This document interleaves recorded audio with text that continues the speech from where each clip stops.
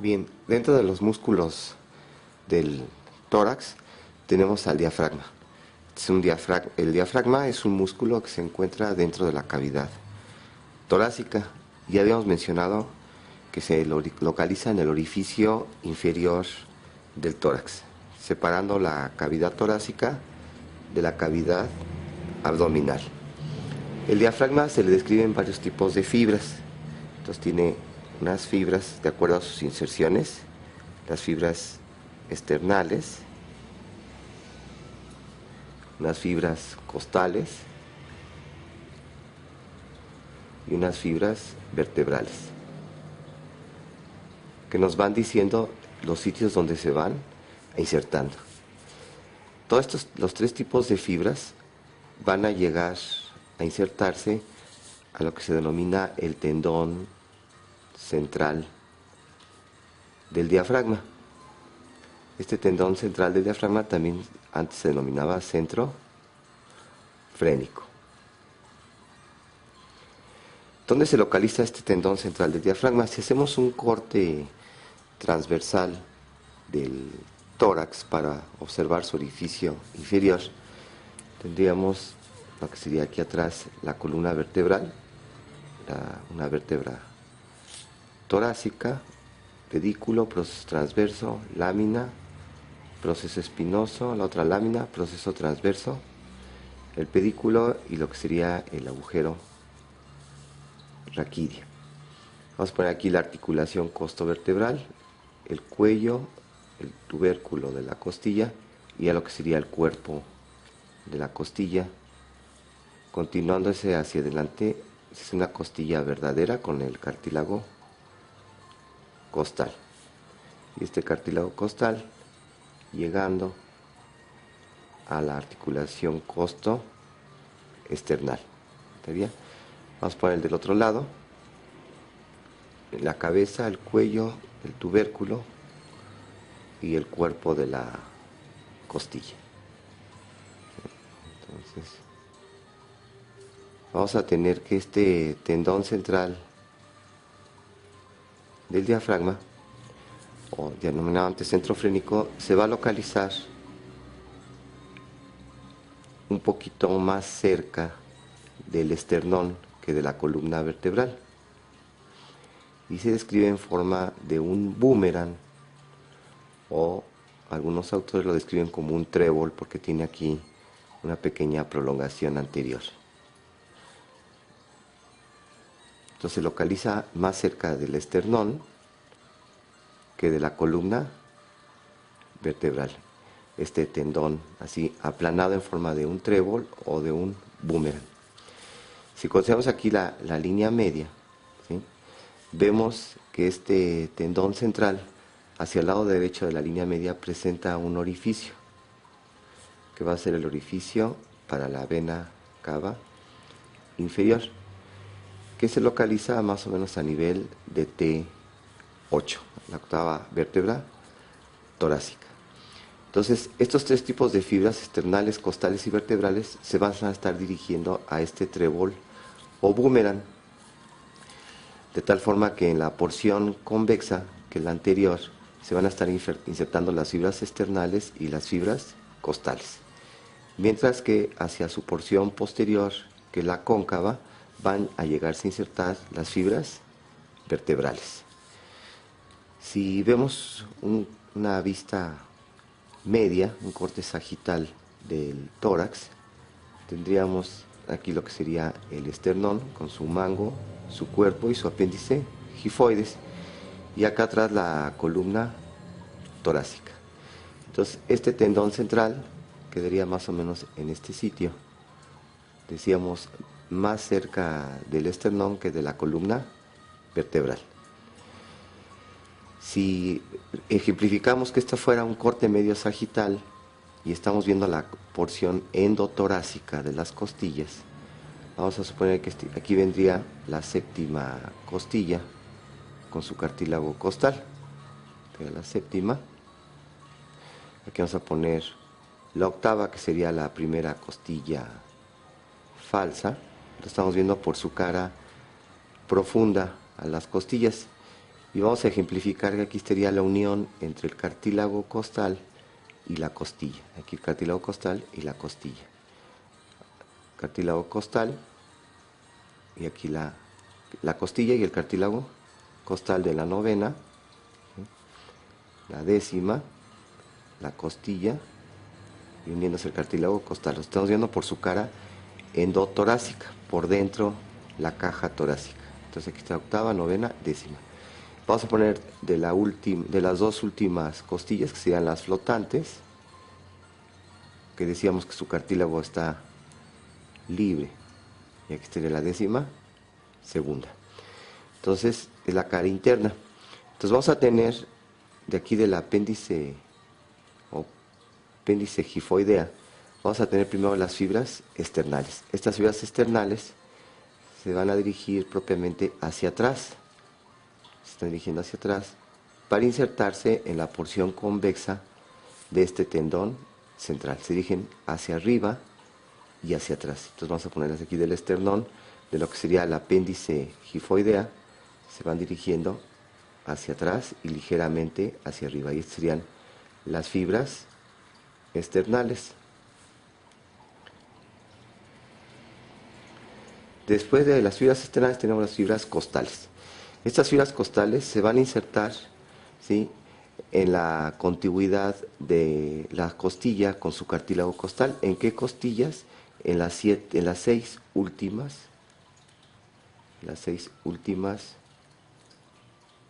costillas, ¿sí?, en la contigüidad de la articulación costocondral. Entonces, de este sitio las fibras se van a empezar a dirigir ligeramente hacia arriba y hacia el centro. Entonces se van dirigiendo hacia arriba y al centro. Aquí sería de la séptima, ¿sí?, en la contigüidad del cartílago costal con la costilla. Después aquí tendríamos de la octava y se van levantando hacia arriba y al centro. Después viene la novena,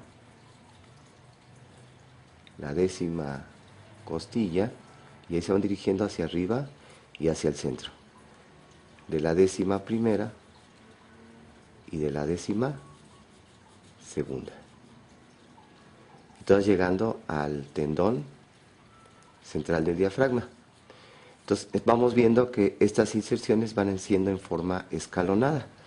Las fibras más anteriores, que son de la séptima costilla, son las más superiores, y las de la décima segunda son las más posteriores, pero también las más inferiores. Entonces van haciendo en forma escalonada, ¿sí? Séptimo, octavo, noveno, décimo, décimo primero y décimo segundo.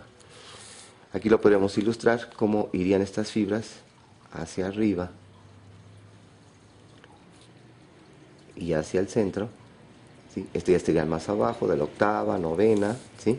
Y aquí podremos poner todas dirigiéndose hacia la porción convexa de nuestro tendón central del diafragma. Entonces estás dirigiendo así en forma de una cúpula, estarían de un lado, pero todas dirigiéndose hacia la porción convexa. Más por el otro lado, se va levantando. Estas serían las más inferiores de la décima segunda, décima primera, la décima costilla, novena, octava y de la séptima.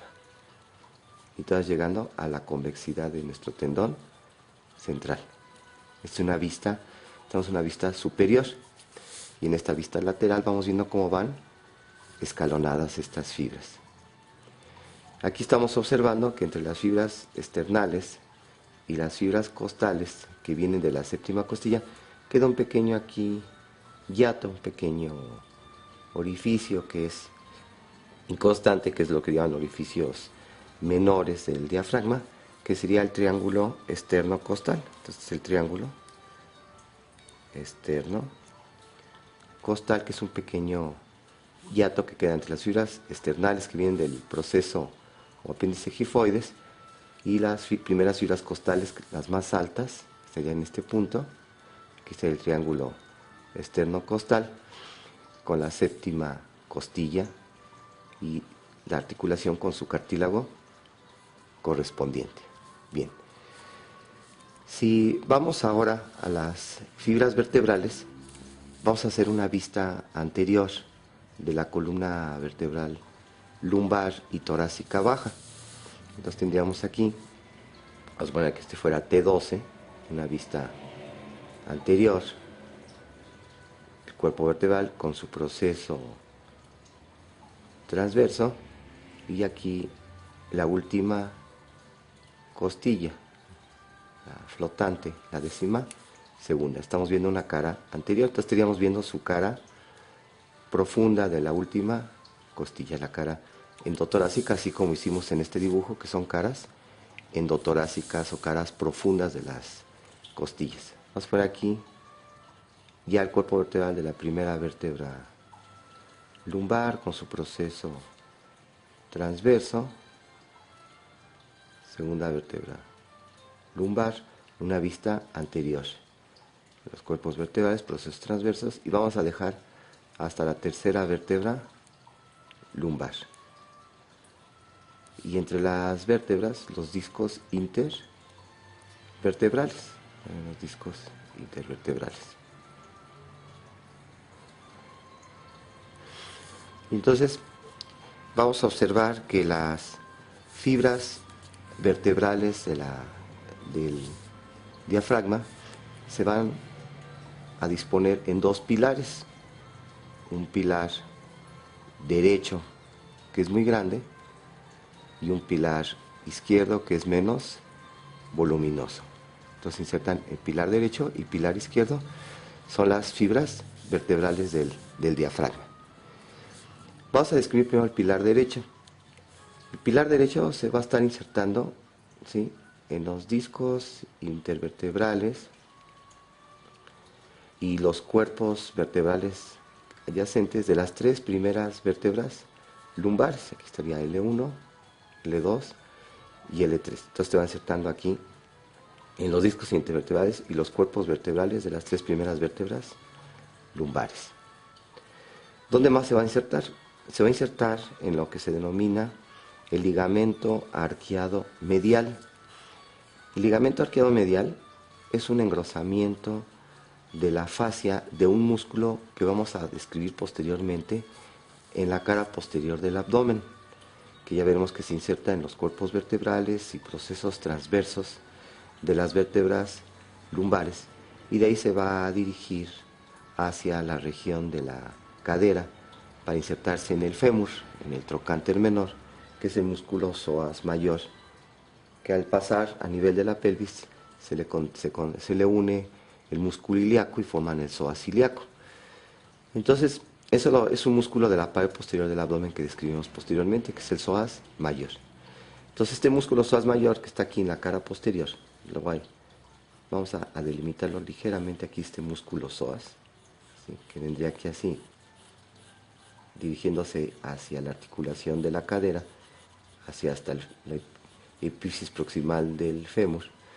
Este músculo, su fascia se engruesa y va a formar lo que se denomina el ligamento arqueado medial, antes llamado arco del psoas, que se describe que viene aquí desde el cuerpo de L2 y después hace un arco para insertarse en el proceso transverso de L1. Entonces viene aquí desde L2 hasta el proceso transverso de L1, y este es el denominado ligamento arqueado medial, antes llamado arco del psoas. Arqueado medial. Muy bien. Entonces, este pilar derecho también se inserta en el ligamento arqueado medial o arco del psoas. Lateral psoas, veremos que hay otro músculo que se relaciona con la pared posterior del abdomen, que es el cuadrado lumbar o cuadrado de los lomos, que ya lo describiremos cómo va desde la última costilla, se va dirigiendo hacia abajo para insertarse en la pelvis, en la cresta del hueso ilíaco, que estaría hasta acá abajo, ya la cresta del hueso ilíaco formando parte de la pelvis.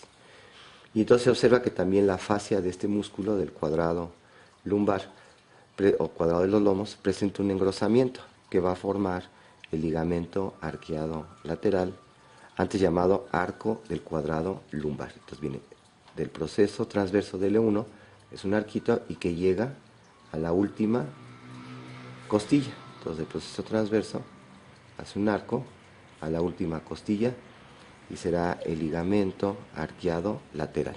Ligamento arqueado lateral, antes llamado arco del cuadrado lumbar. Entonces, este pilar derecho que estamos describiendo también se va a insertar en este ligamento arqueado lateral. Bien, de ahí es el pilar derecho. El pilar izquierdo, ¿sí?, es más pequeño, decíamos, y se inserta solamente en las dos primeras vértebras lumbares, en L1, L2, en el disco intervertebral correspondiente. También se va a insertar en el ligamento arqueado medial y en ligamento arqueado lateral. Ahora, estas fibras vertebrales del diafragma van a dirigirse hacia la porción cóncava del tendón central o centro frénico. Van a llegar a esta pequeña porción. Entonces, si estamos viendo aquí una cara anterior, ¿sí?, de la pared posterior del tórax, ¿sí?, y de la columna vertebral lumbar, vamos a ilustrar aquí esquemáticamente lo que sería el tendón central del diafragma, que quedaría hacia arriba y adelante. Este es el lado derecho. Aquí tendríamos el orificio de la vena cava inferior, que decíamos que se localiza a la altura más o menos de T8, el orificio de la vena cava inferior. Y entonces este pilar derecho se va a levantar y se van a ir dirigiendo hacia arriba y ligeramente medial, todo buscando la porción cóncava de nuestro tendón central. Entonces se van dirigiendo hacia arriba y vamos a tener que las fibras más mediales van a cruzar la línea media, cruzan la línea media, y antes de llegar para insertarse al tendón central, estas fibras se van a separar y se van a entrecruzar entre ellas para delimitar un pequeño orificio que ya se encuentra al lado izquierdo de la línea media. Entonces muchas fibras se entrecruzan de esta forma, se van entrecruzando, ¿sí?, se cruzan tanto por atrás como por delante de este pequeño orificio, de este pequeño hiato. Entonces llegando hacia la porción cóncava de nuestro tendón central. Entonces antes de llegar al tendón central, por abajo de él y por atrás, estas fibras, ¿sí?, tienen la característica que forman una especie como de un 8 que se entrecruzan para formar este orificio al lado izquierdo de la línea media, que es el hiato esofágico o el orificio del esófago. Entonces este hiato esofágico lo forma el pilar derecho del diafragma, pero hay que tomar en cuenta que está del lado izquierdo de la línea media y que forma una especie como de un 8 que se están entrecruzando para limitar el hiato esofágico, que se va a localizar a la altura aproximadamente de T10. Y para último llegar a la porción cóncava del pilar del tendón central. Si ponemos el pilar izquierdo, este pilar izquierdo decíamos que se levanta de L1 y L2 y también se va a dirigir hacia arriba y hacia adelante, y es menos voluminoso, que está insertándose en el ligamento arqueado medial, ligamento arqueado lateral, y también dirigiéndose hacia la porción cóncava de nuestro tendón central. Algunas fibras cruzan hacia el otro lado, pero son fibras una cantidad muy escasa. Casi todas, ¿sí?, persisten del lado izquierdo de la línea media para llegar al tendón central. Entonces es el pilar izquierdo. Los bordes mediales de los dos pilares, ¿sí?, aquí en sus dos bordes mediales, presentan aquí en la línea media un pequeño ligamento arqueado en este punto, que se llama el ligamento arqueado medio, que va a limitar este orificio, que sería el hiato aórtico. Entonces aquí se encontrarían unas fibras que unen los dos bordes mediales de los pilares del diafragma, que sería el ligamento arqueado medio. El ligamento arqueado medio.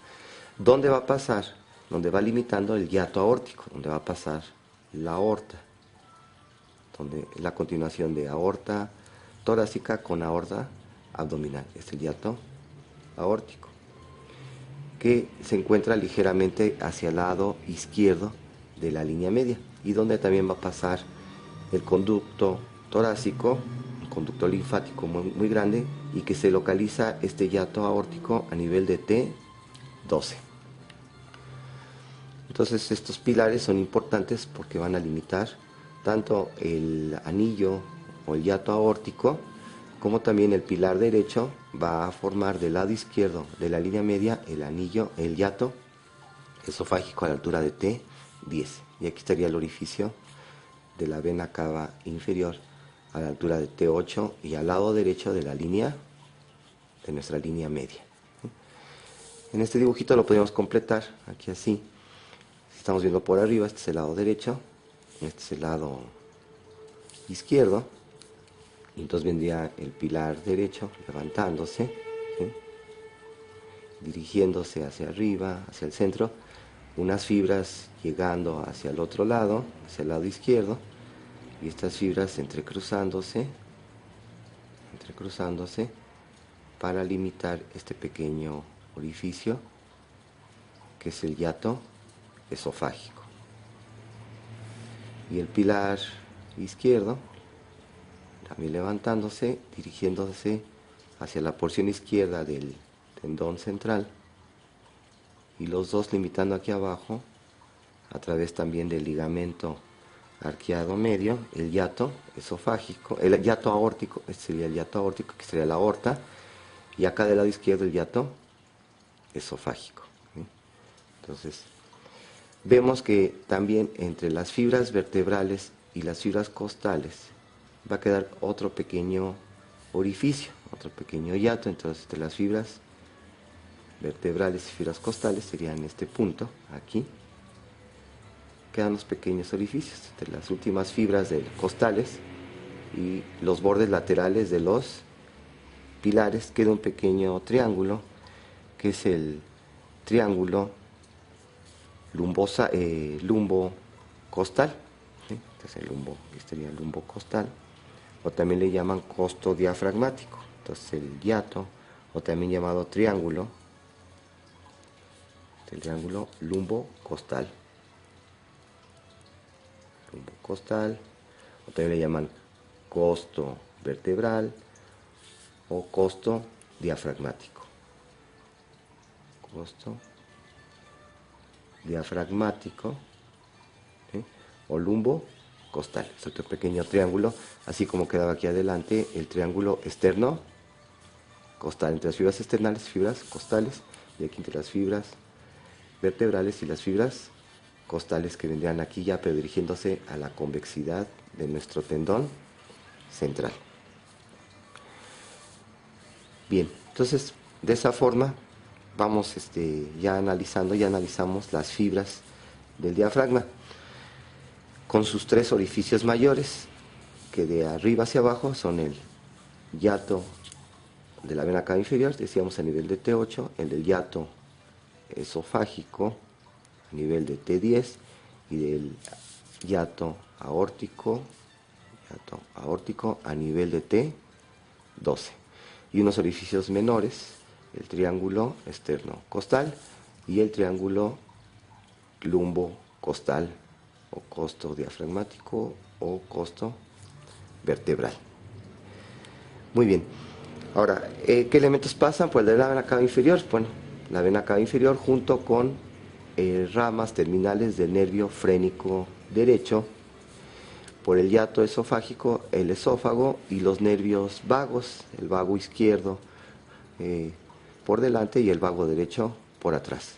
y por el anillo o el hiato aórtico a nivel de T12, la aorta y también el conducto torácico, ¿sí? Y a veces están pasando también partes de las venas hemiácigos del lado izquierdo y ácigos del lado derecho, aunque estas se pueden abrir por pequeños orificios independientes a nivel de los pilares del diafragma, las venas hemiácigos y ácigos, que ya las veremos, que reciben el drenaje de las paredes del tórax y también de muchas vísceras intratorácicas. El diafragma, como sabemos, tiene forma de una cúpula, dos cúpulas, una cúpula derecha y otra izquierda. Hacemos esquemáticamente aquí, ponemos el tórax con el hiato, o el estrecho torácico superior, o también denominado opérculo torácico, aquí el orificio inferior del tórax, el ángulo subcostal, aquí el apéndice gifoides.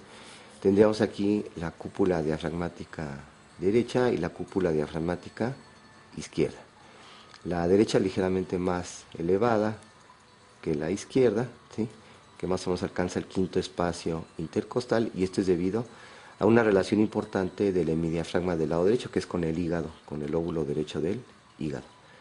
Pero este hígado muy voluminoso y llega a relacionarse también hacia la cúpula diafragmática del lado izquierdo.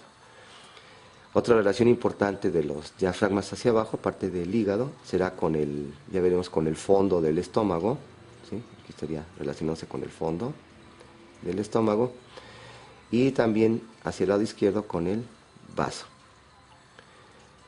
Más hacia abajo, esta cara inferior del diafragma se va a relacionar con los riñones. Entonces, más o menos por este sitio vendrá el riñón del lado derecho y el riñón del lado izquierdo. Entonces ya veremos que la cara posterior de los riñones también se relaciona con la cara inferior del diafragma, y dentro arriba de los riñones, pues las glándulas suprarrenales, que también en su cara posterior se relacionan con la cara inferior del diafragma. Lo que sería nuestro tendón central, el tendón central, se va a fijar el pericardio fibroso que está envolviendo al corazón. Entonces, una relación importante de este tendón central, que está siendo perforada por la vena cava inferior, que desemboca en el atrio derecho, esta vena cava inferior, el pericardio fibroso se fija al tendón central. Y otras relaciones importantes de los diafragmas hacia arriba sería con la pleura parietal en su porción costal, y también con la base de los pulmones, con el pulmón derecho y con el pulmón izquierdo. ¿Sí? Estos pulmones aquí en su vértice protruyen hacia el opérculo o el orificio superior del tórax. Entonces son relaciones importantes del diafragma. De la inervación del diafragma va a estar dada por los nervios frénicos. Entonces, los nervios frénicos, que ya describimos en el plexo cervical, que se originan de los nervios de los segmentos medulares C3, C4 y C5, principalmente de C4. Entonces, estos nervios frénicos que ya mencionábamos en el plexo cervical se originan de estos sitios y que descienden por delante del escaleno anterior de los músculos del cuello y después entran al opérculo torácico. Ya veremos que van en el mediastino superior y después van en el mediastino medio, porque van a los lados del pericardio fibroso. Ahí entre la pleura y el pericardio fibroso, por eso van en el mediastino medio y terminan dando la inervación motora al hemidiafragma derecho y al hemidiafragma izquierdo. También llevan fibras sensitivas que van a inervar las porciones centrales de los hemidiafragmas, las fibras sensitivas, mientras que la sensibilidad de las porciones periféricas del diafragma lo van a estar dando los últimos nervios intercostales, entonces las sensitivas, también el nervio frénico, más los nervios intercostales, los últimos 6 nervios intercostales, y el nervio subcostal, que va en relación con la última costilla, le van a llevar fibras sensitivas al diafragma. De las acciones del diafragma vemos que estas cúpulas diafragmáticas van a estar descendiendo en la inspiración y van a estar ascendiendo durante la expiración. Entonces, durante la inspiración, las vísceras abdominales superiores, sobre las supramesocólicas, se descienden, ¿sí? Y durante la expiración ascienden. Entonces, al descender durante la inspiración, las cúpulas diafragmáticas, lo que van a hacer es incrementar los diámetros del tórax, tanto el diámetro en sentido transverso, ¿sí? Al descender estas cúpulas, van a provocar aumento del diámetro transverso. También aumenta el diámetro vertical de la cavidad torácica, ¿sí? Al descender aumenta el diámetro vertical. Y también en sentido lateral, ¿sí? Al descender, lo que van a hacer es incrementar el diámetro antero-posterior de la cavidad torácica. Entonces, debido a que incrementan el descenso de estas cúpulas diafragmáticas, al incrementar los tres diámetros del tórax, antero-posterior, vertical y transverso, lo que van a provocar es un aumento de la presión, una disminución de la presión intratorácica, la hacen presión negativa y de esa forma favorecen la entrada de aire a través de la tráquea, así como también favorecen el retorno venoso hacia las venas cavas. Entonces es importante cómo hace las veces de un fuelle. Al disminuir la presión intratorácica, favorece la entrada de aire en la tráquea y también favorece el retorno venoso a través de las venas cavas superior e inferior. Entonces es el músculo más importante para el intercambio gaseoso, es decir, muy importante sobre todo para la inspiración. Entonces quiere decir que es un músculo estriado voluntario, que sabemos que los nervios frénicos están siendo inervados en una forma, vamos a decir, de un centro respiratorio que se encuentra a nivel de la médula oblongada, pero también reciben fibras de la corteza cerebral, ¿sí? Fibras córtico-espinales, y entonces hacen que también sea en forma voluntaria la respiración o en forma refleja a través del centro respiratorio que se encuentra en la médula oblongada. Bien, entonces de esa forma ya tenemos las relaciones y la función más importante del diafragma. El diafragma se puede llegar a perforar si hay un traumatismo abdominal cerrado, sobre todo en la porción cerrada, en la porción superior del abdomen, como sucede en un choque automovilístico y el sujeto no trae cinturón de seguridad, choca contra el tablero o el volante y este aumento de la presión, ¿sí?, hacia la porción superior del abdomen.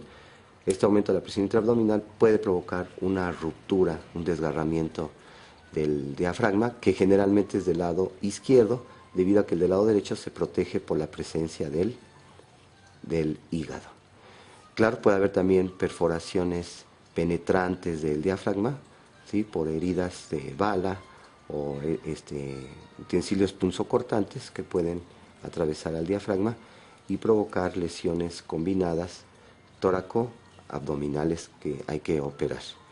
O bien puede haber defectos congénitos en la formación del diafragma, ¿sí?, y estos defectos congénitos en la formación del diafragma van a provocar que el niño nazca con parte de las vísceras abdominales, el estómago, el intestino delgado, dentro de la caja torácica, y al auscultar con el estetoscopio los ruidos respiratorios en el hemitórax, sobre todo del lado izquierdo, en lugar de escuchar ruidos respiratorios se pueden escuchar ruidos intestinales del peristaltismo, que es totalmente patognomónico, es decir, muy característico de una hernia congénita, ¿sí?, del diafragma, con la presencia de vísceras huecas, estómago, intestino delgado, puede estar también el vaso dentro de la cavidad torácica y provocar colapso del pulmón y de esa forma también manifestarse por insuficiencia respiratoria.